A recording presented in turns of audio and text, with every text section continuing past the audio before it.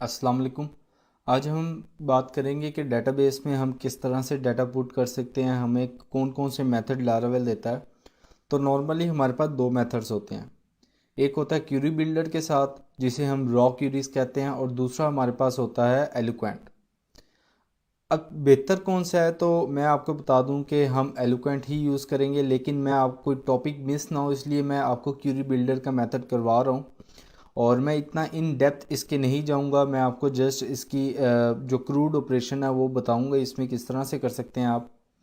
और next videos में हम देखेंगे कि एलोक्वेंट के साथ हम किस तरह से डील करते हैं, और फिर अगर हुआ तो मैं आपको फॉर्म बनाकर क्यूरी बिल्डर में दिखा दूंगा कि फॉर्म से डाटा आप किस तरह से पुट कर सकते हैं बाय यूज़र एंड। लेकिन अभी फ़िलहाल मैं आपको सिर्फ सिंपल डाटा एंटर करना बता रहा हूँ, बाय फॉर्म डाटा एंटर करना अभी आपको नहीं बता रहा। तो सबसे पहले तो हम इस वीडियो में क्रिएट का फंक्शन देखेंगे कि हम क्रिएट का किस तरह से फंक्शन चेक कर सकते हैं डाटा को एंटर करने के लिए। तो क्रूड में आपको पता है सबसे पहले क्रिएट आता है। सबसे पहले तो हम चले जाते हैं राउट्स में और web dot P H P में। अब ये जो राउट्स है, ये काम मैं राउट्स में ही करने वाला हूँ, मैं रिसोर्स कंट्रोलर को यूज़ नहीं करूँगा। अगर आपको नहीं पता रिसोर्स कंट्रोलर क्या है तो आप मेरी प्रीवियस वीडियो देखें, वहाँ पर आपको सारी चीज़ें पता चलेंगी। तो सबसे पहले क्रिएट का एक फंक्शन बना लेते हैं, राउट कह लें आप, फंक्शन कह लें। तो इसको कमेंट करते हैं।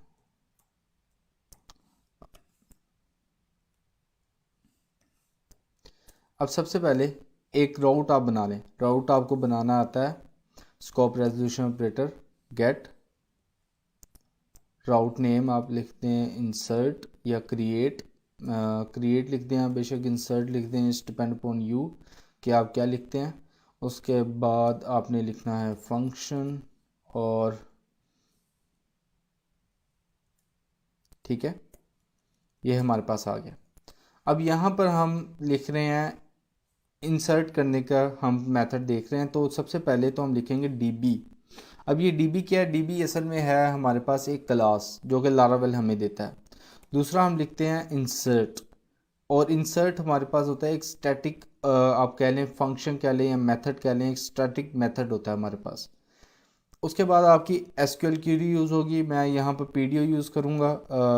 होपफुली आपको पता होगा पीडीओ क्या है।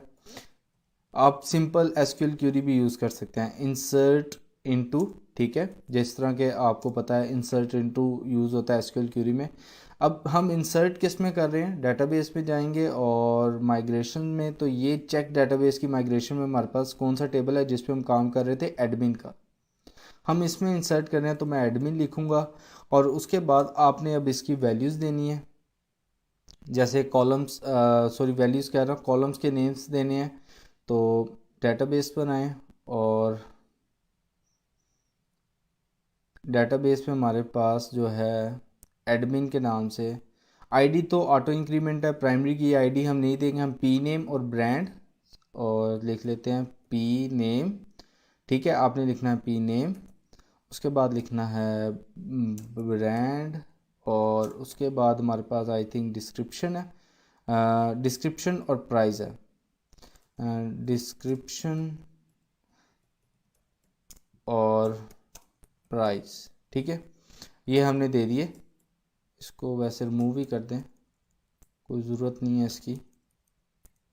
तो ये मैंने कॉलम्स नेम दिए। अब कॉलम्स नेम्स के बाद हमने देनी है इसकी वैल्यूज़। ठीक है, वैल्यूज़ आपने कितनी, आपके पास फील्ड हैं, 1 2 3 4, 4 फील्ड हैं। तो क्योंकि हम पीडीओ यूज़ करेंगे, एक अरे पास करेंगे, तो इस तरह से फ़िलहाल आप क्वेश्चन मार्क्स लगाएं और 4 क्वेश्चन मार्क्स। ठीक है, 4 क्वेश्चन मार्क्स हमारे पास आ जाएंगे।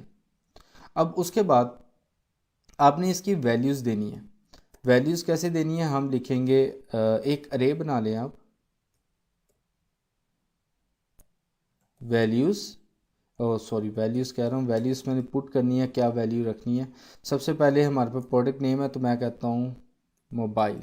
ठीक है, मोबाइल, और उसके बाद इसको थोड़ा सा इधर अगर होता है तो मोबाइल, और दूसरा हमारे पास क्या है, ब्रांड, तो मैं कहता हूँ ब्रांड ABC ब्रांड है, ठीक है। उसके बाद हम ब्रांड ABC रख लेते हैं। उसके बाद हमारे पास क्या है, description, one of the best brands, ठीक है, one of the best brands. और डिस्क्रिप्शन के बाद आपने अब उसकी हमारे पास क्या है, प्राइस, प्राइस हम देख लेते हैं 500 लिख लें, आप कुछ भी लिख सकते हैं आप। तो प्राइस को स्किप करना चाहे तो कर सकते हैं, कोई बड़ा मसला नहीं है ये। और यहाँ से क्यूरी को हम क्लोज़ कर देते हैं। तो एरर बता रहा है क्यूरी में कहीं ना कहीं, एरर क्या है, अच्छा सिंटैक्स एरर है कहीं पर, एक्सपेक्टिंग दिस। अच्छा यहाँ पर हमारे पास ये मैं लगाना भूल गया हूँ।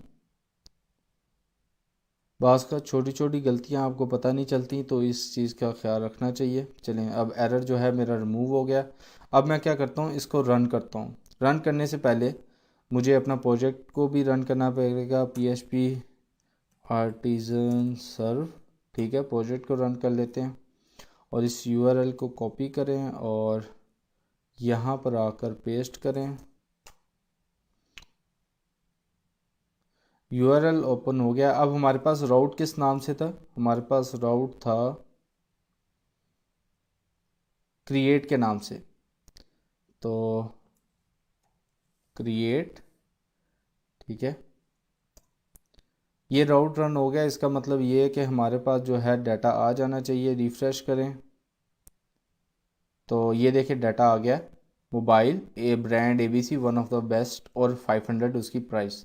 तो इसी तरह अगर आपने और डाटा इंसर्ट करना है तो यहाँ पर आप इसकी वैल्यूज़ चेंज कर कर आप इसको मज़ीद डाटा भी इंसर्ट कर सकते हैं। जैसे मैं कहता हूँ पेन